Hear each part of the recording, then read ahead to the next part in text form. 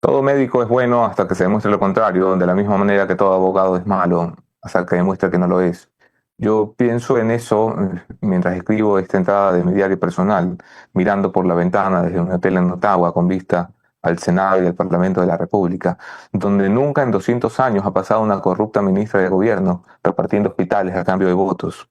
Pienso en ello porque tengo el teléfono repleto de padres y madres que me bombardean con casos de niños muertos, de bebés muertos en hospitales públicos y me envían fotos incluso del cuerpo de sus niños, rogando que publique una historia sobre cómo entregaron un bebé en buenas condiciones al hospital universitario y les devolvieron un cadáver.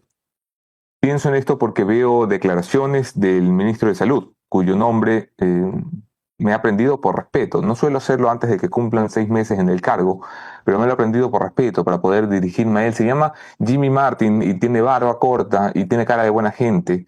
Y en una rueda de prensa ha dicho que hay mucha desinformación, que existe mucha desinformación. Yo estoy de acuerdo con él. El discurso se lo han escrito, pero es cierto, hay desinformación. Y creo que es verdad. Me parece curioso que lo diga él, pero es verdad. Hay muchísima desinformación. Por ejemplo, la que tuvo, digamos que se llama Alma, porque me ha pedido que no diga su verdadero nombre. Abogada y madre. Me escribe por Instagram y me dice que leyó un tuit mío donde advierto que antes de los neonatos que murieron en el hospital universitario, el Estado ecuatoriano dejó morir a otros 27 bebés en el hospital de Monte Sinaí en octubre pasado. No ha pasado siquiera un año. Pero Alma me escribe porque su bebé murió en esas fechas, en ese hospital, de forma imprevista. Y aunque los médicos le dijeron que fue por un paro cardíaco, algo en ella le dice que me contacte, que me escriba.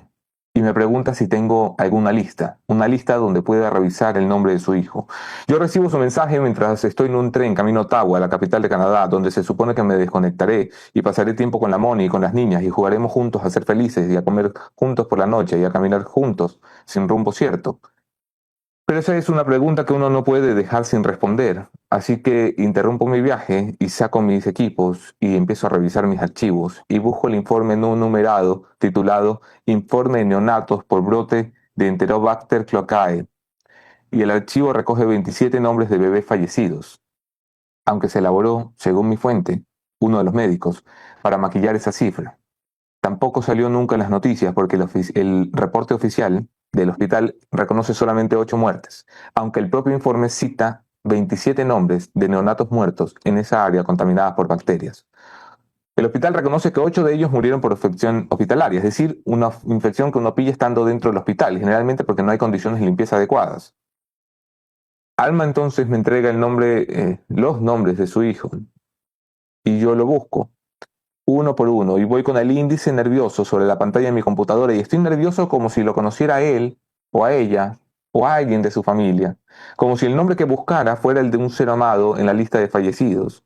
Estoy nervioso porque supongo, conociendo a nuestra clase burocrática, es muy posible que ese niño pueda estar allí y que a ella no le hayan dicho la verdad. ¿Y saben qué? Allí estaba. Así que yo le escribo un mensaje a ella, a Alma, y le digo, lamento que sea yo quien te lo diga, y de esta manera. Pero sí, el nombre de tu hijo consta en el documento. Ella me envía otro documento, esta vez por WhatsApp, donde hemos cambiado la conversación. Es la causa de muerte de su hijo, la oficial, el documento que el Estado le entrega diciéndole cuál fue la razón por la que, en lugar de un niño curado, le entregaron un cuerpo pequeño. Está firmado por un médico y tiene todos los sellos. Y dice, no dice paro cardíaco como se lo habían dicho verbalmente. Dice que la razón de la muerte es sepsis general de causa desconocida. Sepsis general. Incluso yo, que soy una bestia para la ciencia y la medicina y la biología y tantas otras cosas, entiendo que una de las razones por las que se puede producir una sepsis es por una infección y que la infección se puede producir por una bacteria y que esa bacteria pudo haber entrado al cuerpo de este neonato, precisamente en el hospital. Y entonces empiezo a dudar. Y paso todo el viaje camino a Ottawa, esas 5 largas horas, haciendo llamadas y pidiéndole a doctores que hagan cosas que hacen pocas veces, como meterse a las historias clínicas de los pacientes y revisar los nombres de quienes dieron positivo a la bacteria. Se suponía que habían sido 8 solamente los que habían muerto por la infección hospitalaria. 8 está dentro de la cifra que el hospital puede manejar sin levantar alarmas. 8 está dentro de la cifra que no causará un escándalo en la prensa ni obligará a las instituciones a actuar de cierta manera. Pero en realidad, las historias médicas de esos pacientes cuyos certificados de función dicen otra cosa, dan positivo a la bacteria en 14 de ellos. No son 8, son 14. El número va cambiando, el Estado va mintiendo. Los médicos resultan no ser tan buenos en Monte Sinaí. La información desmiente el informe oficial y está en la historia clínica de los pacientes y no se puede borrar. Los otros no dan positivo para la bacteria que estamos buscando. El hijo de Alma está entre esos otros, no está entre los 14. Pero su historia clínica muestra algo que, con otros médicos a los que acudo, se puede interpretar como subjetivo de infección bacteriana. Tiene, y cito textual, porque no entiendo un carajo, sino leucocitos leves y plaquetas normales el día 18. 48 horas después, el mismo examen, el mismo paciente, el hijo mismo de Alma, tiene leucopenia severa y trombocitopenia severa 48 horas más tarde. Eso es un cuadro grave que puede sugerir que tenía una infección, según los doctores. 24 horas después de ese segundo examen va a morir, el 21 de octubre. Y morirá sin que nadie en el hospital le practique un cultivo de secreción traqueal para determinar si efectivamente lo que produjo su cuadro fue una bacteria contraída en el hospital. Es decir, murió sin que se sepa realmente por qué. Entonces lo entiendo, así es como los esconden. Por eso no son 18 neonatos muertos, son 12. Y de los 12 no son 12 los que han muerto, son 2. Esconden muertos. Dejan morir a bebé y luego los esconden como se esconde la basura bajo la alfombra. Tenemos un sistema que deja morir a los niños y luego los esconde. Como yo no me enteré de esto en octubre, dijo yo por decir un periodista, y no lo publiqué en una columna, que no tiene que ser esta, tiene que ser cualquiera. Y entonces la Asamblea nos llamó a fiscalizar y no se antojaron luego todos los colegas en la prensa a hablar de esto, desde Coavisa hasta la CNN. Y el ministro no salió en rueda de prensa votando al gerente del hospital y la Fiscalía no investigó ningún delito en octubre del 2024. A los 27 padres les tocó llorar solos por sus hijos. Y punto. Y punto. Yo le cuento esto a Alma y ella me dice que gracias, que para ella era muy importante saber qué pasó y me pide que la tenga al tanto. Y entonces yo, porque siempre hago que esto se trate de mí, porque al final es un diario personal, vuelvo a pensar, ¿qué haría? ¿Qué haría yo si me pasara a mí? Yo lo quemaría todo. No dejaría un edificio en pie. Yo haría arder el puto mundo hasta que alguien me dijera qué pasó con mi hijo. ¿Y por qué pasó? ¿Y en manos de quién pasó? Hay 18 neonatos muertos en el hospital universitario cuyos padres esperan la verdad. Y yo he escuchado al ministro decir que es una mentira que sean 18, que hay mucha desinformación. Así que dudo hasta de mí y vuelvo a revisar los hechos y lo comparto con ustedes. Después de que conté esta historia, el viernes último, a las 8:15 de la mañana, en Café La Costa, el director del hospital universitario preparó un comunicado que decía, cito, podemos desvirtuar cualquier tipo de noticia referente a fallecimientos por contaminación en la unidad de cuidados intensivos en neonatología. Podemos desvirtuar, decía el comunicado. Y tenía el logo del Ministerio de Salud Pública y logo del Gobierno del Ecuador y la tipografía de un comunicado oficial. ¿Saben qué pasó con ese comunicado? Lo borraron. Lo habían publicado por la noche cuando Alamón y yo estábamos entrando al cine a ver una película muy mala de terror que no le recomendaría a nadie. Y a la salida lo habían borrado. Es decir, ya no desvirtuaban. A la salida lo habían cambiado por uno que reconocía. Reconocía que murieron 12 neonatos. Solo 2 de ellos por KPC, la bacteria de la que estamos hablando. Ministro, ¿usted sabe cómo sus médicos se dieron cuenta de que 2 de los neonatos tenían esa bacteria, la KPC? ¿Sabe cómo fue que lo descubrieron? ¿No se ha preguntado cómo un hospital que no tiene área de microbiología pudo determinar que uno de los pacientes tenía la bacteria KPC? Pues se lo cuento, fue porque los padres lo pagaron.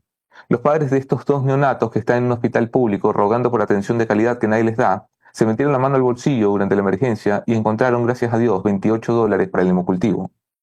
Y entonces le hicieron exámenes a sus hijos y supieron que lo que tenían, lo que provocaba la fiebre y la flema y la dificultad de respirar, era una bacteria que habían contraído en el hospital, porque esos niños no habían venido al hospital, habían nacido allí. Por lo tanto, la bacteria estaba en el hospital. ¿Y sabe por qué no se puede determinar si los otros 10 o los otros 16, porque han muerto 18, murieron o no por KPC? Porque el hospital y la red pública que usted dirige no tiene cómo hacerlo. El hospital no tiene cómo y la red pública sí, pero la encargada, que es la coordinadora zonal, nunca pidió que le hicieran los exámenes, al menos en otro centro de salud, porque nadie puso $28 para determinar si esos 18 niños que estaban muriendo habían muerto por una bacteria contraída en ese hospital mugroso. Más señas. Yo no acostumbro a exhibir documentos en este espacio. Mi palabra no necesita de bastones documentales. Pero le muestro algo. Va a ver usted el informe que se hace el 23 de julio, cuando se reconocen las 18 muertes. Entre otras cosas, si lo amplían, reconoce la aparición de la sepsis en la unidad de cuidados intensivos, con un cupo total de 18 pacientes hospitalizados. 18 pacientes hospitalizados. Hmm. Luego hará un recuento y un shampoo que dirán que 6 menos uno que se había ido de alta, menos otro que murió en otro hospital, que a lo mejor no murió allí, sino en otro hospital. Bueno, hacen todo un shampoo, pero lo importante son las conclusiones. Están en esta página, se lo muestro. Dice lo siguiente, si lo amplían. En la conclusión dice que se logra hermanar 8 muertes neonatales con infecciones no identificadas debido a la falta de servicio de microbiología. Es decir, además de las 2 que usted reconoce, el propio informe del propio hospital dice que hay 8 que se logran hermanar con infecciones que no pueden determinar si es KPC u otro tipo, porque no tienen cómo hacer un hemocultivo.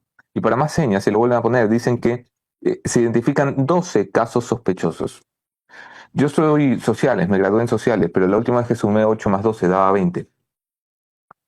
Esos son los casos en los que los médicos, además de los 2 probados KPC, que serían 22, determinaron estaban expuestos a la bacteria porque habían compartido el área con los pacientes cero.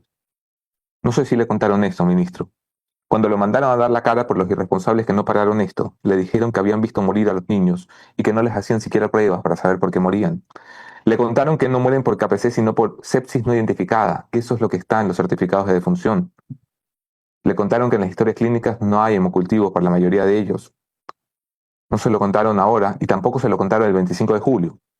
2 días después de que los niños habían muerto, los 18 niños habían muerto, usted visitó el hospital y estuvo con los responsables de esta desgracia, entre ellos Carla Michelle Jiménez, que era entonces coordinadora zonal, e hizo intercambios de diplomas y subió fotos de estas imágenes a Instagram.